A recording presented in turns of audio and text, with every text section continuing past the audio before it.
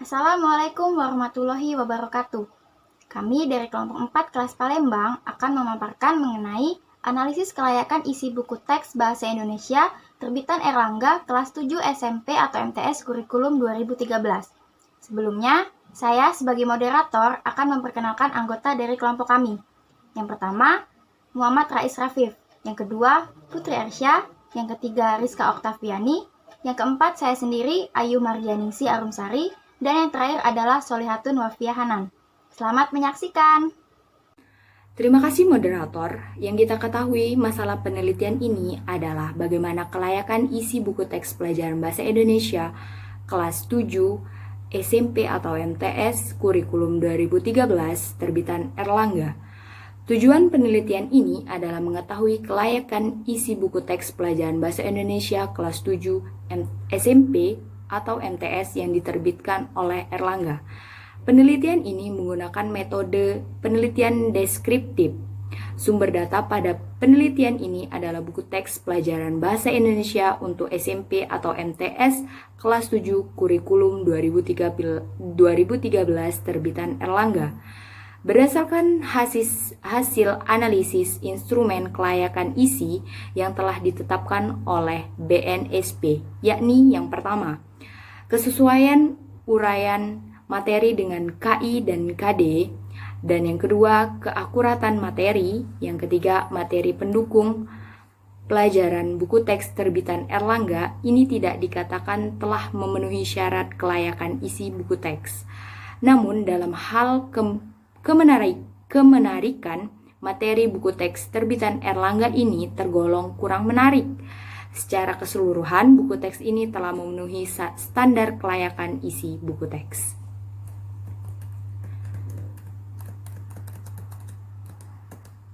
Pembahasan yang pertama, yakni buku teks dan kurikulum. Buku teks atau buku pelajaran adalah buku yang berisi uraian bahan tentang mata pelajaran atau bidang tertentu yang disusun secara sistematis dan telah diseleksi berdasarkan tujuan tertentu, orientasi pembelajaran dan perkembangan siswa untuk diasimilasikan. Buku ini dapat dipakai sebagai sarana belajar dalam kegiatan pembelajaran di sekolah, menurut Agustina tahun 2011. Bahan atau materi pembelajaran pada dasarnya adalah isi dari kurikulum, yakni berupa mata pelajaran atau bidang studi dengan topik atau subtopik dan rinciannya menurut Ruhimat tahun 2011.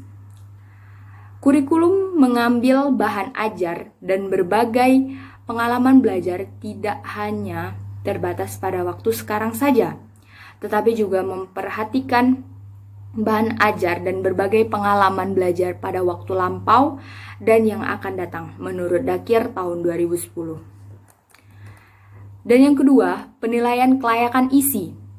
Dalam hal kelayakan isi dan 3 indikator yang harus diperhatikan, yaitu yang pertama, kesesuaian uraian materi dengan standar kompetensi SK dan kompetensi dasar KD yang terdapat dalam kurikulum mata pelajaran yang bersangkutan. Yang kedua, keakuratan materi, dan yang ketiga, materi pendukung pembelajaran menurut Mukhlis tahun 2010. Kesesuaian uraian materi dengan KI dan KD merupakan indikator kesesuaian uraian materi dengan SK dan KD. Ini diarahkan pada hal-hal berikut. Yang pertama, kelengkapan materi. Materi yang disajikan dalam buku teks minimal memuat semua materi pokok bahasan dalam aspek ruang lingkup yang mendukung tercapainya SK dan KD yang telah dirumuskan dalam kurikulum mata pelajaran yang bersangkutan. Yang kedua, keluasan materi.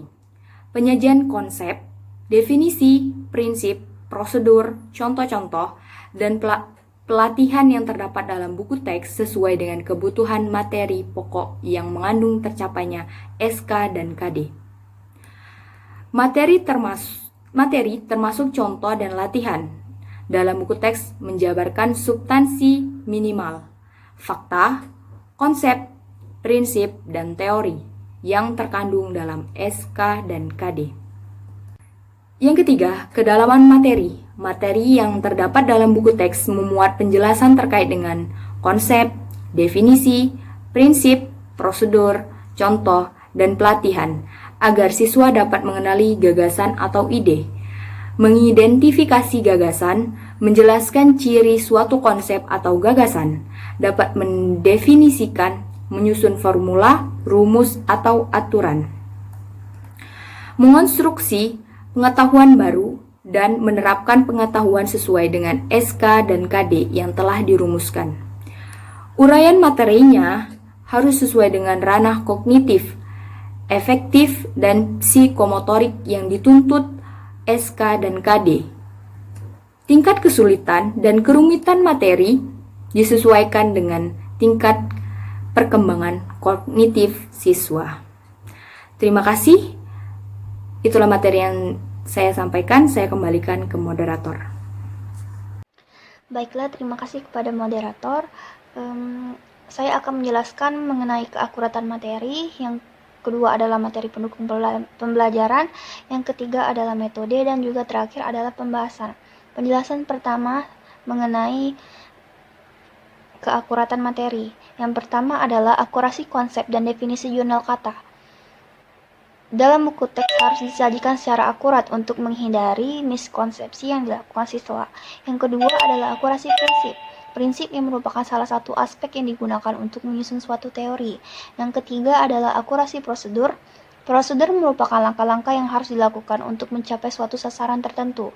Yang keempat adalah akurasi contoh, fakta, dan ilustrasi konsep, prinsip, prosedur, atau rumus harus diperjelas oleh contoh, fakta, dan ilustrasi yang disajikan secara akurat. Dan yang terakhir adalah akurasi sosial, merupakan penguasaan siswa atas konsep, prinsip, prosedur, atau algoritma harus dibangun oleh soal-soal yang disajikan secara akurat. Baiklah, penjelasan selanjutnya yaitu mengenai materi pendukung pembelajaran. Yang pertama adalah kesesuaiannya dengan perkembangan ilmu dan teknologi. Yang kedua adalah keterkinian. Yang ketiga adalah penalaran yang berupa penalaran berperan pada saat siswa harus membuat kesimpulan. Yang keempat adalah pemecahan masalah. Dan kelima adalah keterkaitan antar konsep. Yang keenam adalah komunikasi, dan ketujuh adalah penerapan, yaitu materi dalam buku teks hendaknya memuat uraian, contoh, atau soal-soal yang menjelaskan penerapan suatu konsep dalam kehidupan sehari-hari. Yang kedelapan adalah kemenarikan materi. Yang kesembilan adalah mendorong untuk mencari informasi lebih jauh. Dan kesepuluh adalah materi pengayaan, yaitu materi dalam buku teks sebaiknya menyajikan uraian, contoh-contoh, atau soal pengayaan yang berkaitan dengan topik yang dibicarakan. Terima kasih kepada moderator. Selanjutnya saya akan memaparkan mengenai metode yang digunakan dalam penelitian ini, yaitu dengan menggunakan metode deskriptif. Nah, tujuannya yaitu untuk melaporkan keadaan objek yang diteliti sesuai dengan apa adanya, yaitu menggambarkan atau mendeskripsikan kelayakan isi buku teks pelajaran bahasa Indonesia dan kesesuaiannya dengan kurikulum 2013. Selanjutnya, pembahasan yang diperoleh dalam penelitian ini yaitu yang pertama, kesesuaian uraian materi dengan KI dan KD. Yang pertama itu dari segi kelengkapan materi. Pertama, menghargai dan menghayati ajaran agama yang dianutnya. Di sini ada menghargai dan mensyukuri keberadaan bahasa Indonesia sebagai anugerah Tuhan Yang Maha Esa untuk mempersatukan bangsa Indonesia di tengah keberagaman bahasa dan budaya. Selanjutnya, menghargai dan mensyukuri keberadaan bahasa Indonesia sebagai anugerah Tuhan Yang Maha Esa sebagai sarana memahami informasi, lisan, dan tulis. Selanjutnya, menghargai dan mensyukuri keberadaan bahasa Indonesia sebagai anugerah Tuhan Yang Maha Esa sebagai sarana menyajikan informasi, lisan, dan tulis. Yang kedua ada menghargai dan menghayati perilaku jujur, disiplin, tanggung jawab, peduli, santun, percaya diri dalam berinteraksi secara efektif dengan lingkungan sosial dan alam dalam jangkauan pergaulan dan keberadaannya.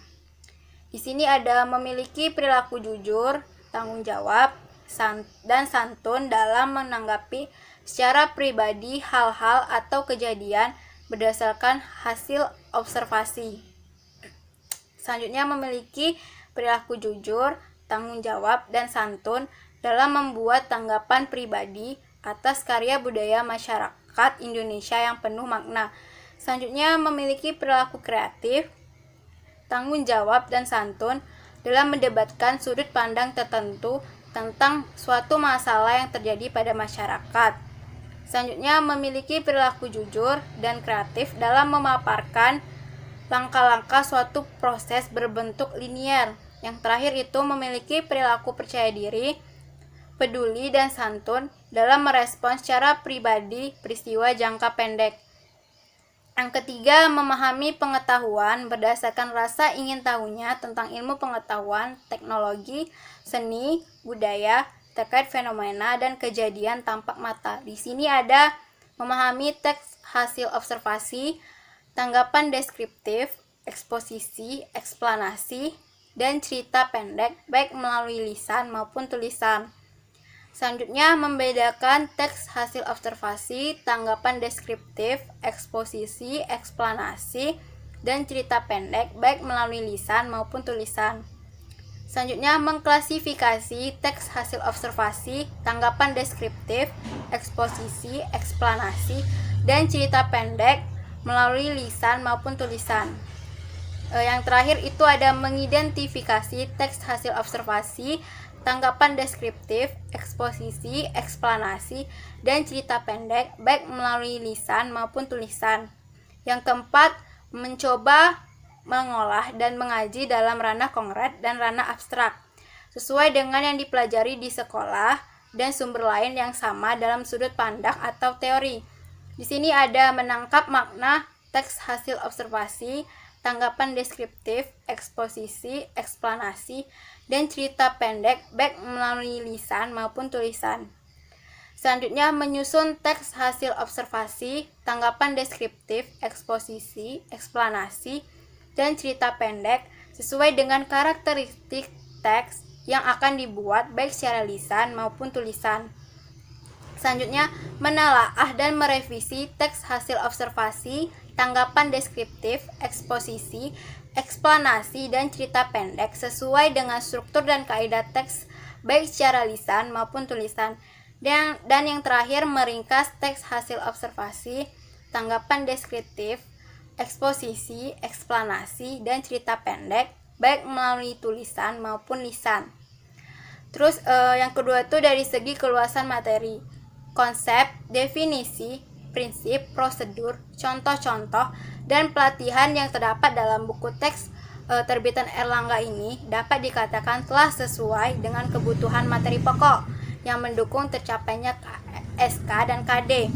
Sebagai contohnya kita bisa lihat pada bab 2 halaman 17 dengan judul menyusun teks hasil observasi.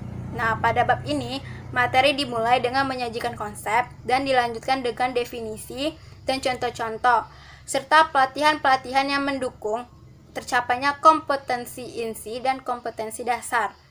Yang ketiga itu dalam segi kedalaman materi, konsep, definisi, prinsip, prosedur, contoh-contoh, dan pelatihan yang terdapat dalam buku teks terbitan Erlangga ini dapat dikatakan telah sesuai dengan kebutuhan materi pokok yang mendukung tercapainya SK dan KD atau KI dan KD dalam kurikulum 2013. Sekian materi yang dapat saya sampaikan, saya kembalikan kepada moderator. Assalamualaikum warahmatullahi wabarakatuh. Baiklah, saya Muhammad Rafif. Saya akan melanjutkan pembahasan dalam kelompok kami. Yang pertama adalah akurasi, konsep, dan definisi. Dalam buku teks terbitan Erlangga yang dianalisis ini, materi telah disampaikan secara akurat dan tidak menimbulkan miskonsepsi yang dilakukan oleh siswa. Yang kedua, konsep dan definisi yang ditampilkan dalam buku teks terbitan Erlangga sudah mencapai SK dan KD. Materi-materi pun yang disajikan dalam buku teks ini mampu merangsang siswa untuk dapat mengungkapkan ide dan gagasannya, serta memberikan kesempatan kepada siswa untuk menelaah sendiri materi yang telah dipaparkan dalam buku teks. Yang kedua, akurasi prosedur. Nah, prosedur-prosedur yang dirumuskan dalam buku teks terbitan Erlangga ini dapat dikatakan sudah baik. Bisa kita lihat pada halaman 18. Nah, langkah-langkah atau prosedur dalam menyusun teks hasil observasi dipaparkan secara jelas dan juga runtut. Hal ini tentu dapat menghindarkan siswa untuk melakukan kesalahan sistematis pada setiap materi yang diajarkan dalam buku teks. Nah, yang ketiga, ada akurasi contoh, fakta, dan ilustrasi. Contoh, fakta, dan ilustrasi yang ditampilkan dalam buku teks terbitan Erlangga ini telah disajikan secara akurat. Hal ini dapat dibuktikan dari materi-materi yang disajikan pada setiap bab. Yang terakhir, ada akurasi sosial. Nah, soal-soal yang disajikan pada buku teks ini telah disusun secara akurat dan mendukung siswa dalam menguasai materi telah dibelajarkan. Sebagai contoh, dapat kita lihat pada latihan mandiri 4 halaman 44. Soal-soal yang terdapat pada latihan mandiri ini sangat mendukung materi yang diajarkan pada bab sebelumnya, yakni tentang teks tanggapan deskriptif. Jadi, keakuratan materi dalam buku teks Erlangga Bahasa Indonesia ini sudah secara akurat dan juga jelas dan mampu dikuasai oleh siswa. Terima kasih. Baiklah, materi selanjutnya adalah materi pendukung pembelajaran. Yang pertama, kesesuaiannya dengan perkembangan ilmu dan teknologi. Materi-materi yang disajikan dalam buku teks terbitan Erlangga ini telah sesuai dengan perkembangan ilmu dan teknologi. Pada bab 5 dengan materi memahami teks eksposisi, buku teks menghadirkan contoh-contoh yang dapat menambah pengetahuan serta wawasan siswa. Pada halaman 55, buku teks juga menampilkan contoh wacana yang membahas tentang internet dan tentunya sangat berkaitan dengan perkembangan ilmu dan teknologi. Yang kedua, keterkinian fitur, contoh, dan rujukan. Fitur termasuk uraian, contoh, dan latihan pada buku teks terbitan Erlangga telah mencerminkan peristiwa dan kondisi terkini. Pada halaman 56, terdapat wacana yang membicarakan tentang perbedaan kehidupan remaja pada akhir periode 90-an dengan remaja masa kini. Yang ketiga adalah penalaran atau reasoning. Materi dalam buku teks terbitan Erlangga ini telah memuat uraian, contoh, tugas, pertanyaan, atau soal latihan yang mendorong siswa untuk secara runtut membuat kesimpulan yang sahih atau valid.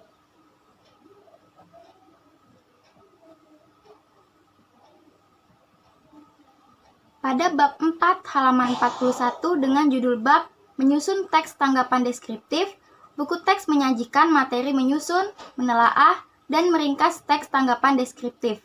Soal-soal yang ada dalam buku teks terbitan Erlangga ini telah menuntut siswa untuk memberikan jawaban atau strategi penyelesaian yang bervariasi. Selanjutnya adalah pemecahan masalah atau problem solving. Buku teks terbitan Erlangga ini menyajikan materi dengan memuat beragam strategi dan latihan pemecahan masalah. Pada halaman 112, buku teks menyajikan strategi membedakan teks cerita pendek dengan jenis cerita lainnya.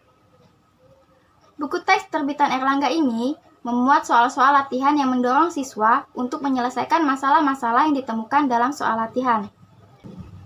Contoh pada soal latihan halaman 15. Soal latihan tersebut menginstruksikan siswa untuk memahami masalah yang muncul dalam soal, kemudian mencari solusi, dan terakhir menafsirkan solusi yang diperoleh berupa jawaban yang tepat atas pertanyaan yang diajukan oleh buku teks. Lalu selanjutnya adalah keterkaitan antar konsep. Konsep yang dimunculkan dalam buku teks ini didukung dengan contoh-contoh dan uraian yang saling terkait. Hal ini tentunya memudahkan siswa dalam memahami maksud atau makna pada materi yang diajarkan dalam buku teks. Selanjutnya adalah komunikasi atau write and talk. Materi yang terdapat dalam buku teks terbitan Erlangga ini didukung dengan contoh atau latihan yang dapat mengomunikasikan gagasan siswa dengan keadaan atau masalah yang sedang dipelajari atau dihadapi. Lalu, kemudian ada penerapan atau aplikasi. Buku teks terbitan Erlangga ini telah memuat konsep yang dapat diterapkan dalam kehidupan. Misalnya, konsep mengenai materi teks eksplanasi yang terdapat pada bab 7 halaman 85. Dengan mempelajari materi ini, siswa diharapkan mampu membuat teks eksplanasi yang tentunya berguna untuk kehidupan. Selanjutnya, ada kemenarikan materi. Untuk materi serta contoh, yang dihadirkan dalam buku teks ini dapat dikatakan menarik. Hal ini dikarenakan buku teks biasa mengambil kutipan wacana yang menarik sebagai contoh dari materi tersebut. Misalnya, wacana pada halaman 1 bab 1 yang membicarakan tentang tanaman kantong semar.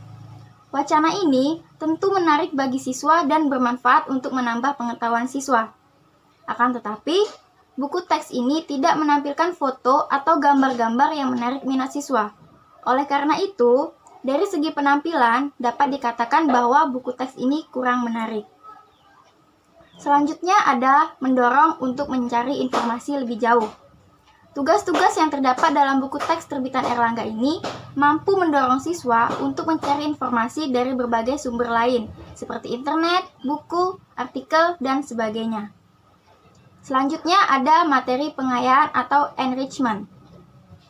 Buku teks terbitan Erlangga ini memiliki materi pengayaan berupa tugas-tugas mandiri yang berkaitan dengan setiap materi yang dipelajari dalam buku teks.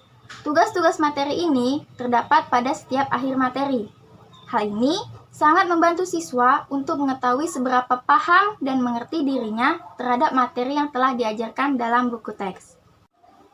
Yang ketiga, penutup. Kesimpulan, berdasarkan hasil analisis kelayakan isi yang telah dilakukan terhadap buku teks pelajaran Bahasa Indonesia yang diterbitkan oleh Erlangga dengan judul Bahasa Indonesia untuk SMP atau MTS kelas 7 Kurikulum 2013 yang disusun oleh Engkos Kosasi dan Restuti, buku teks ini layak digunakan sebagai bahan ajar untuk proses pembelajaran di sekolah-sekolah. Analisis kelayakan isi buku teks pelajaran Bahasa Indonesia terbitan Erlangga ini sesuai dengan instrumen yang telah ditetapkan oleh BNSP, meliputi kesesuaian uraian materi dengan SK dan KD atau KI dan KD dalam kurikulum 2013, keakuratan materi, dan materi pendukung pembelajaran. Buku teks terbitan Erlangga ini memang dapat dikatakan sudah memenuhi kelayakan isi. Namun, dalam hal kemenarikan materi, buku teks terbitan Erlangga ini tergolong kurang menarik. Buku teks ini tidak menampilkan foto atau gambar-gambar yang menarik minat siswa. Oleh karena itu, dari segi penampilan dapat dikatakan bahwa buku teks ini kurang menarik. Lalu ada saran. Berdasarkan hasil analisis terhadap kelayakan isi buku teks pembelajaran Bahasa Indonesia kelas 7 SMP atau MTS Kurikulum 2013 terbitan Erlangga, peneliti menyarankan sebagai berikut. 1. Bagi guru. Guru dapat menggunakan buku teks pelajaran Bahasa Indonesia terbitan Erlangga sebagai buku acuan utama dalam proses belajar mengajar sehingga dapat mempermudah guru dalam menyampaikan materi yang lebih fokus dan terarah pada kurikulum yang berlaku pada saat ini. Yang kedua, bagi siswa. Siswa dapat menggunakan buku teks Bahasa Indonesia terbitan Erlangga sebagai buku acuan utama yang berkualitas untuk belajar di rumah maupun di sekolah, sehingga mempercepat proses pemahaman materi dan pencapaian nilai yang maksimal. Yang ketiga adalah bagi penerbit. Penerbit dapat menggunakan hasil penelitian ini sebagai acuan untuk menambah kualitas buku di penerbitan yang memenuhi standar mutu kelayakan isi yang digunakan pada kurun waktu tertentu. Demikianlah materi yang dapat kami paparkan. Lebih dan kurangnya kami mohon maaf dan kepada Allah kami mohon ampun. Terima kasih telah menyaksikan. Wassalamualaikum warahmatullahi wabarakatuh.